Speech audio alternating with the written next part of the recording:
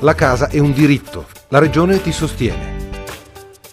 Con la riforma della casa, la Regione Friuli Venezia Giulia ha introdotto nuovi contributi a sostegno della prima casa di abitazione.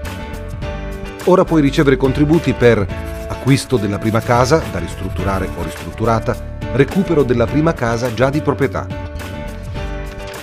Il contributo varia da 10 a 15.000 euro a seconda dell'intervento che vuoi fare.